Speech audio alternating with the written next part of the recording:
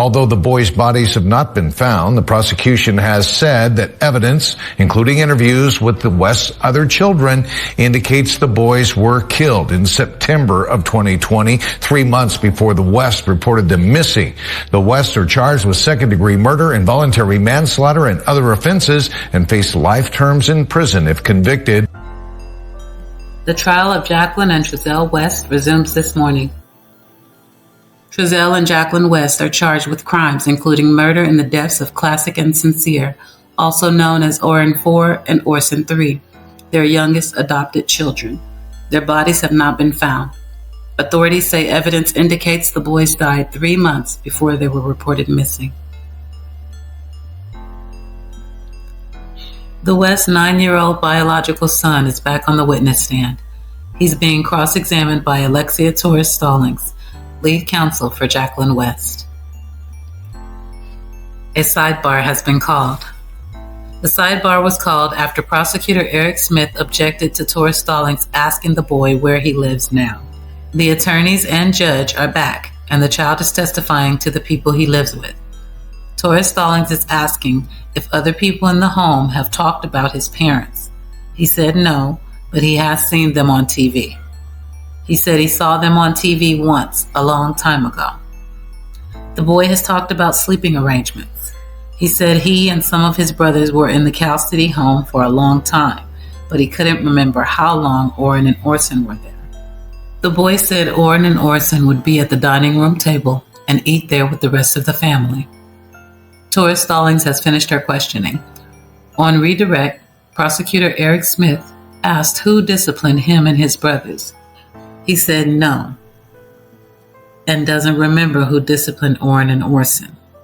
The boy confirmed that when asked how long Orrin and Orson lived at the Cal City home, he said he didn't know. On recross, the boy said his father would sometimes talk to him when he made a mistake, like running in the house. The boy has been excused. The next witness will be using a Spanish language interpreter. After this witness, it's expected the West's eldest biological son will take the stand. Maria Cardenas Flores has been called to the stand. She knows Maria Martinez, Jacqueline West's mother, has known her 20 years. Flores testified in December 2020 she lived at a home on Oakdale Drive. She said she doesn't recall giving items like a shelf and lumber to Trezell and Jacqueline West, doesn't remember them coming to her home. Smith asked if the West stayed at her home at some time in 2021. She said they slept over at a section all the way in the back. They stayed there about a month. Then the police came and took them out, Flores said. Smith is asking about the garage. She said she stores personal things there. Smith ended his questioning. Fatima Rodriguez, one of the attorneys representing Jacqueline West, has begun cross-examination. Flores agreed she let the West stay in her home as a favor to Jacqueline's mother. She said she never spoke with them about the case. The West slept in their car on her residence, didn't stay inside the house itself. Flores said she remembers Jacqueline and her mother coming to her house to get a bookshelf, but it didn't fit in their van. She said she didn't help them put the bookshelf in the van. Under questioning by Rodriguez, she said she didn't look in the van. Rodriguez ended her questioning. Flores has been excused. The West's eldest biological son has been called to the stand. This is the child who Smith said told police he saw Orrin die at the apartments in Bakersfield. He's 12 years old and in the 7th grade. The boy said science is his favorite subject. He said sometimes he plays with his brothers.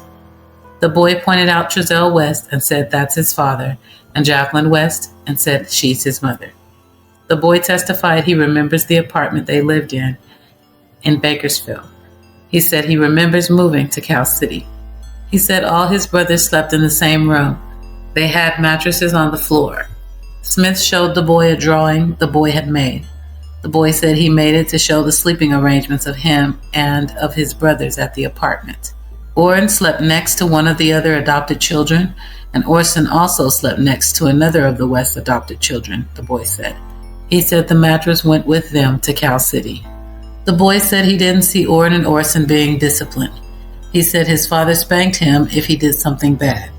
He said his father usually used his hand. He didn't see him spank Orrin or Orson. Smith showed the boy a photo. The boy said his dad made it, and it was kept for self-defense. It's a stick. Shown another photo, the boy said he believes it's the apartment where they lived. He said his parents bought a home in Cal City in 2020. The boy said he was excited his parents bought a home in Cal City. He said he doesn't remember how many rooms it had or how big it was. The boy recognized the house when Smith showed him a photo. The boy said everybody moved to the Cal City house, including Orrin and Orson. The boy said he remembers an incident in Bakersfield where Orrin threw up. He doesn't remember when it happened or what time of the day. He believes it was morning. The boy said he saw Orrin throwing up. He said he's not sure what happened to Orrin. He said he doesn't remember much about it. The boy said he saw vomit. He said he's not really sure what he meant when he told police Orrin's color was fading. The boy said that he's not sure if Orrin was taken somewhere while they were in the apartment in Bakersfield. Showing a picture of his room in Cal City, the boy said he slept in the top bunk. His biological brother slept in the middle, and he believes Orson slept in the bottom bunk. He said he's not sure if Orrin or Orson slept in the bottom. The boy said he was homeschooled in Cal City. Smith showed him a photo of what the boy said was their schoolroom. He said he and 3 of his brothers went to the schoolroom, not Orrin and Orson. The boy said around Christmas 2020, he remembers going to his grandmother's house. He said he doesn't remember who drove him or who was in the van. He said he remembers the police coming to his grandmother's house and being questioned. The boy said he tried to tell police the truth. Smith is going to play the video of the boy's interview with police. The boy said he recognized himself in the videos. Transcripts of the interview are being handed out to the jury. The video is playing. The boy was 10 at the time. The boy says he knows the difference between a lie and the truth. If he does something wrong at home, we get talked to by Dad, the boy said. The boy says he knows it's wrong to hurt or kill someone. He says he knows it's against the law and it's just wrong because why would you want to kill somebody? The boy says he likes being at home and has a bunch of toys. He says Orrin and Orson weren't with them when they got dropped off at his grandmother's house. He doesn't know where they got dropped off, but said his parents dropped them off a while ago. He says it was weeks ago. The boy said his parents told him they were dropping Orrin and Orson off at their grandparents'. The boy says they haven't talked to Orrin or Orson. He says he doesn't know why they went to their grandparents' house. He says he liked Orrin and Orson, but they were sort of annoying because they cried a lot. The boy says Orrin and Orson went to the Cal City house with them. The boy has clarified his answer and says Orrin went to his grandmother's house before they moved to Cal City, and Orson went after they moved. The video's over. Smith is continuing to question the boy. The boy said he doesn't remember telling the officer the boys had been gone for weeks. He said he remembers a little bit talking with another person after the officer. He said he doesn't remember what type of questions she asked. The interview the boy had with the person will be played by Smith. Transcripts are being provided to the jury. The video is about 20 minutes long. The video has begun. A woman enters the frame and says she'll be interviewing the boy and gives the time and date. The woman leaves, then returns with the boy, who takes a seat on a chair while the woman sits on a couch. The woman asks him to tell her about his dog, which he does. He gives descriptions of 3 dogs. The boy talked about being at his grandmother's house. He says his parents dropped him off at his grandmother's house on the 19th. The woman asks where Orrin and Orson are. The boy says at their grandmother's house. He says they went there before this month. He says his parents told him the boys were at their grandparents' house. He says the boys weren't around for Thanksgiving or Halloween. He says he believes they left after they moved. The boy says he doesn't remember what month they moved to Cal City. The boy said Orrin and Orson were around for his birthday in June and were there in July for one of his brother's birthdays. He says Orrin and Orson went to their grandmother's house a couple of days after we moved. The boy says he hasn't seen Orrin or Orson since then. He says his parents didn't tell him how long the boys were going to stay with their grandmother. The woman steps out of the room. She returns and continues asking questions. The boy agrees it's long for Orrin and Orson to be at their grandmother's house. He says his parents didn't say why the boys went there. Why do you think I'm asking you questions about Orson and Orrin? The woman asks. I don't know, the boy says. The woman finishes her questioning and leaves the room. Smith stopped the video. Court is in recess for 15 minutes. Court is back in session. The 12-year-old biological son is still on the stand. He's being questioned by Prosecutor Eric Smith. The boy said he doesn't really remember that much, doesn't really remember Orrin and Orson going to their grandmother's. The boy said he doesn't remember what his parents told him about Orrin and Orson coming back. Smith is asking the child to look at the transcript of the interview and what he said back then. The boy said his parents told him Orrin and Orson would return after spending time at the grandmother's house. Smith is directing the boy to another part of the transcript and asking him to read it. The boy said he was asked to put a time as to when Orrin and Orson went to their grandmother's, and he said it happened a couple days after they moved. The boy read another part of the transcript at Smith's behest. He said his answer when asked if he had seen the boys after they went to their grandmother's was no. Smith is going to play a video of a second interview the boy had with the woman. The first interview occurred December 22nd, 2020. The second one on December 28, 2020. Attorney Timothy Hennessy has asked for a sidebar, and the judge and attorneys are leaving the room. They have returned. The video will be played. Transcripts are being passed out. The video is playing.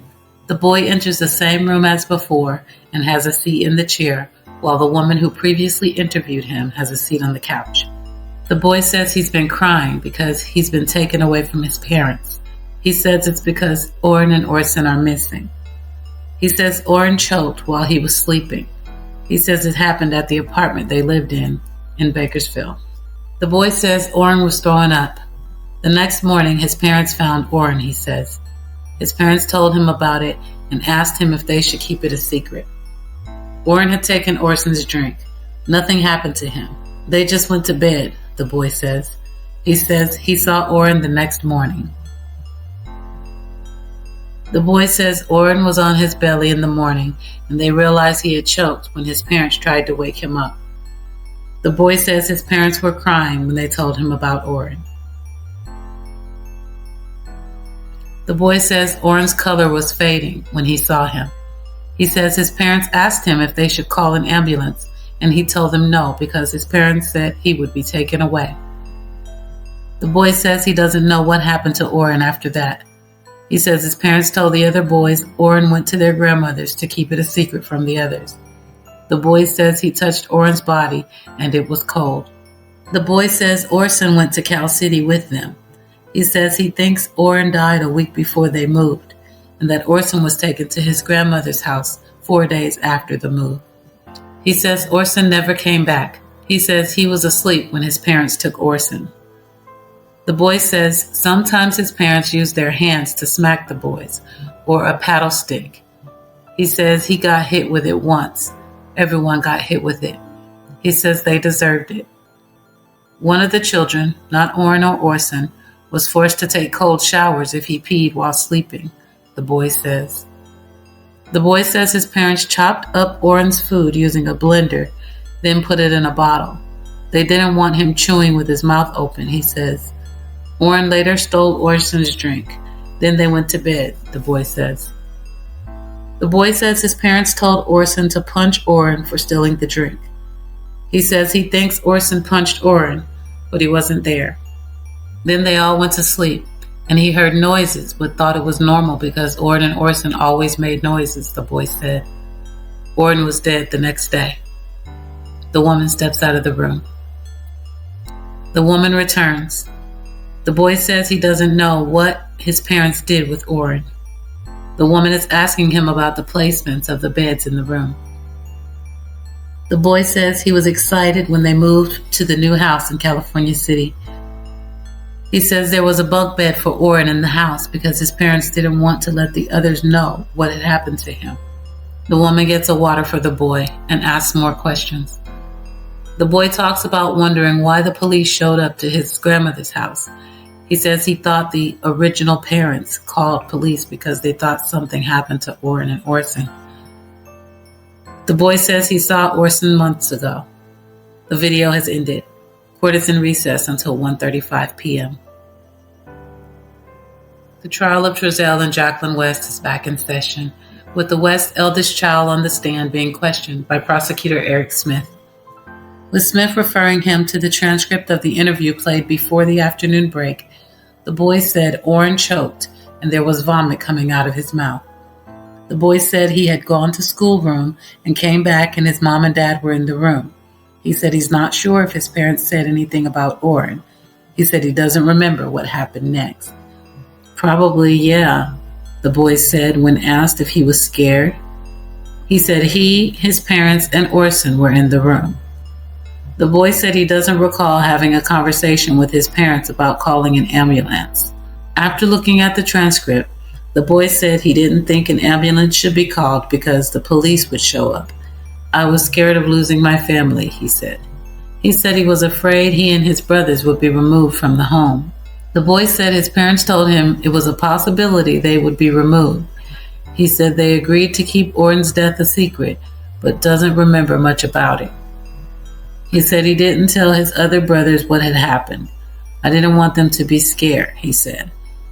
He said his parents told him Orrin was dead. Asked if his parents tried to revive Orrin, perform CPR, he said, I believe it was something like that. He said they didn't call 911. They had cell phones. The boy was homeschooled. He said he went back to class after being told Orrin was dead. As the oldest child, he said he thinks his parents trusted him. He said he agreed to keep the death a secret. The boy said he had lots of things to do as a kid, so Orrin's death usually didn't come to mind. I'm not sure, he said, when asked if it was fair for his parents to tell him not to say anything about Orrin's death. I have no idea, the boy said when asked what happened to Orrin's body. He said he didn't ask, and his parents didn't tell him. The boy said he doesn't remember saying Orson left after 4 days at the Cal City house. He said his parents told him Orson went to Grandma's house. He said he believes it happened in the days after they moved to Cal City. Orson wasn't at the house when his grandmother Wanda came out to Cal City, the boy said. The boy said he heard a sound the night before he was told Orson was taken to Grandma Maria's house. He said it sounded like a soap bottle falling in the bathroom. Orson wasn't at the house the day after he heard that sound, and he hasn't seen him since, the boy said. The boy said he saw an interview with his parents on TV. He identified a still image of the West taken from an interview outside the Cal City house in the days after the boy's disappearance. The boy said he watched some of the interview. He said he knew Orrin was dead at the time. He said he doesn't really remember what he thought when he saw his dad lying on camera about what had happened. Asked by Smith, the boy said he has good memories of his parents in Cal City, other than what happened with Orrin and Orson. Smith is about to play another video. The video shows the boy and two of his older brothers pretending to do kung fu. The boy said he has good memories, and it's hard for him to be on the stand and tell the truth. Smith ended his questioning, and attorney Alexia Torres-Stallings has begun cross-examination. The boy said he had pizza for lunch. He said he thinks he had met Smith more than 5 times. The boy said no one had him read anything or talk to him about his testimony before he came back for the afternoon session of the trial. He said no one talked to him about why he was coming to court. He said Smith had previously talked to him, he thinks last week, about what he was going to be doing. The boy said Smith told him he was going to ask him questions, and if he didn't know the answers, just say so. The boy said he has previously been in a courtroom and people asked him questions. The boy said he took an oath on that occasion too. Asked what a mistake is, the boy said it's when you do something and you mess up in a way that's not helping the situation. He said an example would be if you broke something, then buy something to replace it. Tori Stallings is asking about memories. The boy agreed with her that sometimes it's hard to remember something that happened a long time ago. Tori Stallings is asking about the coronavirus. The boy said he had gone to school before COVID hit. He said afterward, when he was home for remote learning, his mom helped him and kept him on track. The boy said he doesn't have a favorite memory of his mother or father. He said he's not mad at his parents. The boy, now 12, and a biological son of the West, said he lived with them for 10 years. Tori Stallings showed him a photo. The boy said he believes he remembers that day. They went to the park, had Little Caesars. Tori Stallings showed him another photo where a filter made it appear as if he were wearing an elf hat. The boy said he doesn't remember that. The boy is wiping at his eyes with a tissue and taking sips of water.